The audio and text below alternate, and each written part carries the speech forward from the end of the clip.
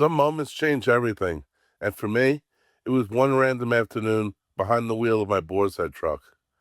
I spotted a familiar face working bus duty, Coach Wrase.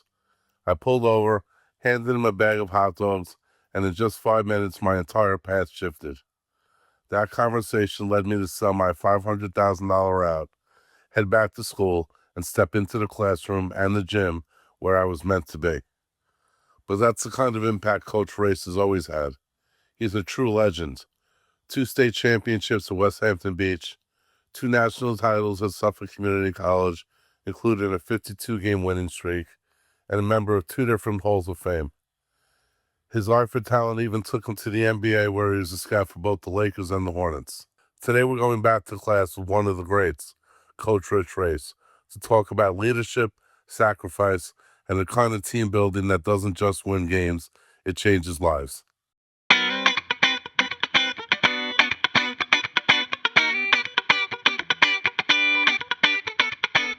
So what does life look like for Rich Wrase now?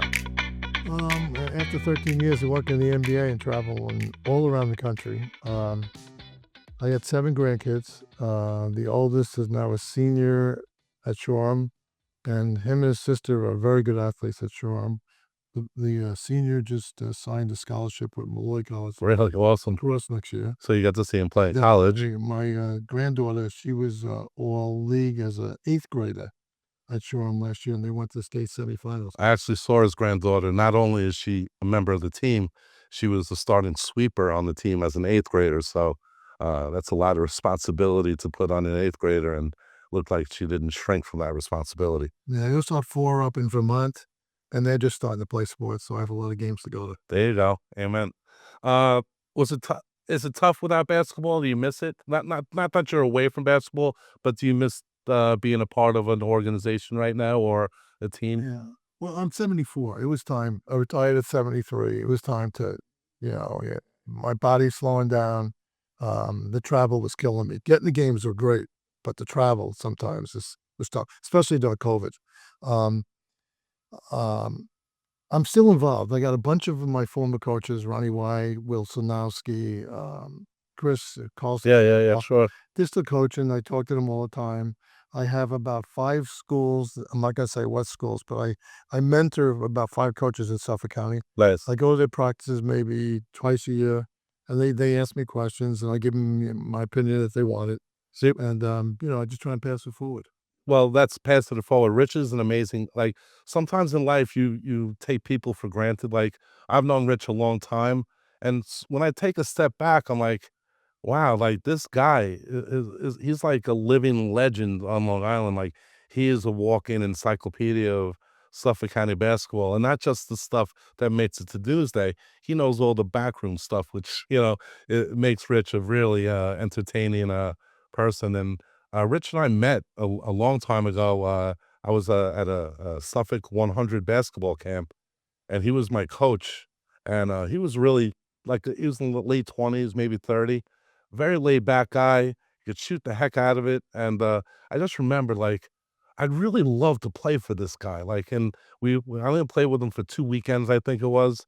And I just never forgot the experience. And then I was lucky enough to work with him at basketball camps. And, then I just fell under his spell. And I'm honored to even, have him across from me. But getting back to the point, if you ask Rich to do anything and he knows you, he just does it. He's a giving guy. I know for one of the schools you're probably mentoring, it's a guy that used to be my JV coach, Pat Fabian.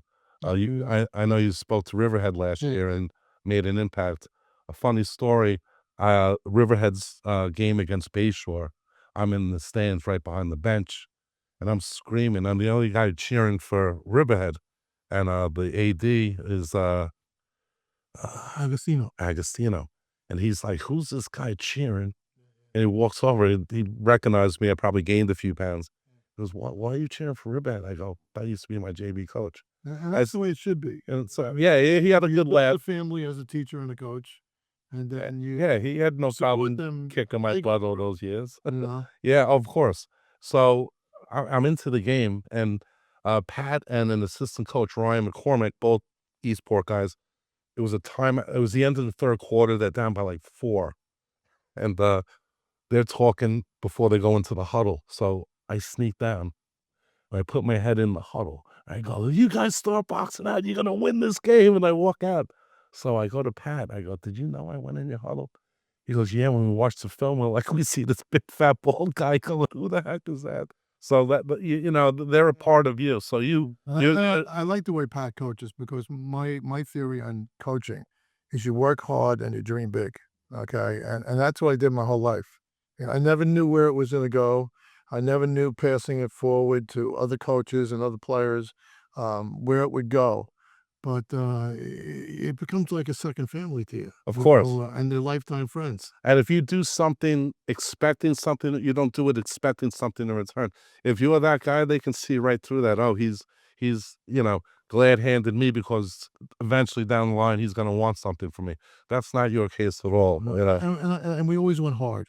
Okay, I pushed the kids, and we had team goals and individual goals. And once we reached those goals, we set another goal. Yeah. And you're always looking to like go up the ladder. Well, here's a question. How did you get teenage kids to buy into you? Because you were not the easiest guy to work for. Coach, and then a lot of your coaching was between the ears, and a lot of it, I think, was getting them ready for life itself. It went beyond the basketball court for you. Yeah. So that's why, you know, I follow Rich on Facebook, and I see the relationships he has with so many of his ex-players. It's really good to see. When I first called the coach, it was tough. Eastport was a Class D school, and we were Class D with Shelter Island, Pearson, and Bridgehampton. We only had, my first year as a varsity coach, we only had 28 kids in the senior class. And there's only 6 boys. 6 boys out of 28. It was the top. I lost a game in my first year as varsity coach by 90 points. Okay, and it was the Bridgehampton on a Friday night out there.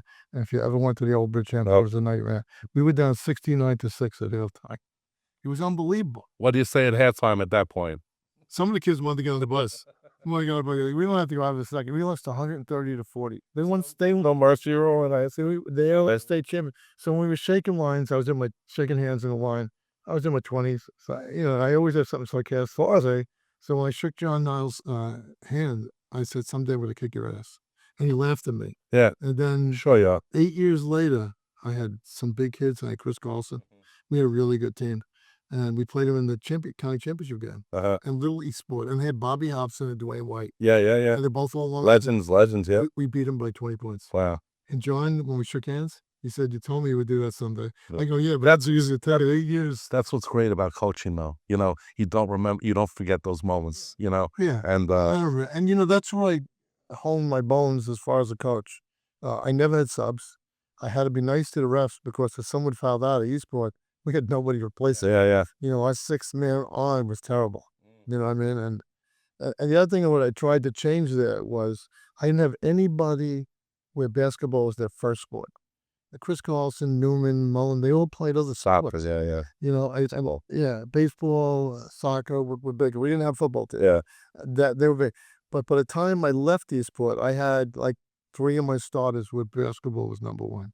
That kind of changed the whole dynamics of it, and it taught me how to coach. Nice. You know. All right, let's move to Westhampton. Okay, so you're teaching at Eastport, coaching in Westhampton. We won't get into that, but we will, you know, maybe on the part B. But you coach in Westhampton. When did you start to realize you had something special brewing there? The second year.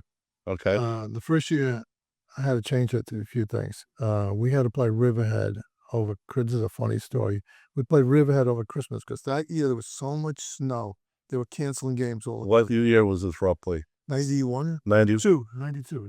That was the year I bought my boar's head round. I totally concur with the Blizzards. So they had like 3 back-to-back. We had 2 league games that were before Christmas, and it snowed like heck, so they put them over the Christmas vacation. So I had a teacher's son, and teacher at Westhampton, tell me his son's going skiing, and then I had the chief of police at one of the towns out there tell me his son's. So I gave my America speech. That in America, you could do anything you want, but so can I as a coach. So Jay Wright and Tom Bakura were at Hofstra. They wanted to recruit Janelle Johnson of Riverhead. So we can play boxing 1-on-1, but those 2 kids were not going to get in the game. Yeah. So we were down. The game goes double overtime. So we had a couple of kids foul out, and my assistant coach said to me, "What are you going to do if we get down to 4? They're not getting in the game. We're going to play with 4."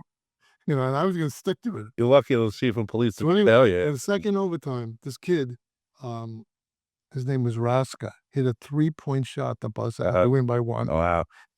And I talked to Jay right after the game. He goes, we were worried that you weren't going to finish with enough guys. I said, well, I had some kids I had to discipline. That kind of turned the whole program around. I was not going to put up with that. Wow. Where they were kind of, because kids that don't have money, they can't go skiing. Just because you're wealthy doesn't mean you can disappear the whole, because you made a commitment to the team. And you were going to practice over the break anyway, so you were going to miss 2 games. They missed. We would have missed 2 games. Yeah. And so it's But even if those games weren't rescheduled, they'd still be missing practice time, and they made that choice. Yeah, it's great to see the kids come, from a middle income family and really take off Sure. their education. And know you had something to do with it. Sports has a way to push you. You learn to work hard, getting back, dreaming big too. I mean, I used to think, I was gonna be a NBA player, but I was only 6'2". I was probably 2 steps too slow. But I got 13 years in the NBA. Yeah. So my dream did come true. You talk about it, I was going to mention that too. Like your retirement, your first retirement it's the dream of any high school basketball coach. I wish I could travel on a team's dime and go watch college basketball games and have an input and be around the game I love. So I understand it's tough in high school because of mom and dad, but 17, 18, you should be able to. Yeah, So and I sit know with it changed now with travel ball because Oh, now travel is more important than school ball. That's become the biggest problem in high school right now. Kids actually miss school games to go on Oh, a tournament yeah. somewhere else, Yeah. especially in lacrosse. I You learned that. well, at the sport, when you're coaching basketball, like Saturdays are almost forgotten because somebody's going to a baseball lacrosse tournament. You're gonna have 3 guys that don't know how to play. Yeah, and then nobody on the board or the superintendents, they don't want to make a set rule. Uh-huh. You know what I mean? Yeah. So the Faith coach by is put in a position where you got to police your own kids. Yeah. you Well, know? going back to you making that stand, that's how programs change. They understand, you made this is not going to be tolerated anymore. We're a serious entity, and you know, just think about how that trickled down to the Well, other guys. it could have backfired because that teacher hated my guts forever. And the chief of police out there, he didn't like me either. But it worked because the next year we won the county. Okay. And I didn't know how it was. So you had a nice step, gradual The kids knew increase. that I was serious. Yeah. You know what I mean? And there's 2 things. I even held that when I became a scout. My first thing when I go to scout a kid, I want to know if they love the game because the average salary is $10 million a year. Yeah. They don't love the game. You can make a bad blunder. Yeah, all right? sure. And then the other thing is you got to love your players. You know what I mean? As a coach. Yeah, as Yeah. a coach, you got to love your players. And does that kid love the game? Okay. And the first 2 that I found with Jordan Clarkson, who wasn't a great college player, but I loved the way he worked out and everything. We got him to try out for the Lakers. We wound up drafting him in the 2nd round. I think with the 46th pick. Uh-huh. But this kid just loved the play. Uh-huh. Worked and worked and worked. Is what they call a dog, right? Yeah. And then Ibaka Zubac, who's on the Clippers. Uh-huh. Drafted Yeah, the Lakers too. I found him when I was going to look for somebody else. I saw this kid. He's like 18 years old. I said, "Wow."